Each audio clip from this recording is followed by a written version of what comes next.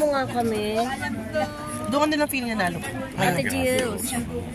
Ate Jules. Bibidyo ko lang. Mga fellow nominees, grabe mga idol, sila Christopher Bale, Cedric Juan, nandyan, Alfred Vargas, so sabi ko ang sinishare ko sa kanila.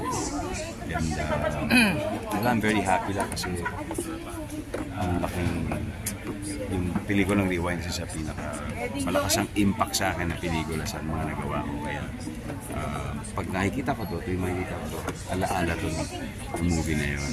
Oo, so thank you very much for this. Laki-lakingin ko din kayo. Oh yeah.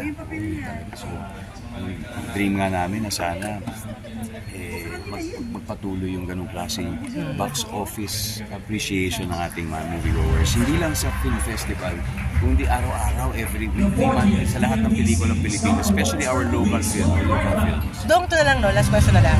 Kasi naging viral sa TikTok yung kay Dina Wong. Ano na reaction mo about that? Tawa-tawa ka ba? Hindi, nakakaaliw kasi enjoy na enjoy sila. Yun naman yung mahalaga. Ang mahalaga talaga sa game show na yun. Basta walang pressure. Enjoy lang kayo. At tutuwa ako na kita ko nag-enjoy lang. Ang sabi nila lang doon ang lakas daw ng kamandag mo, pati nagiging babae sa'yo. Ano reaction mo about that? Feeling ko nag-enjoy lang talaga sila. At yun naman yung point na... Pero flattered ka doon pag sinasabing yan. I'm happy that they enjoy. Yun ang mahalaga. And basta makita ko masaya sila. Nakita ko nag-ano sila. Then, ibig sabihin, I'm doing my job. So, movie with Alden, possible ba yun? Oh, everything's possible. Again and again? Pareho kayo tayo. Everything's possible. Feeling na tayo kayo. Pareho kaming kapuso.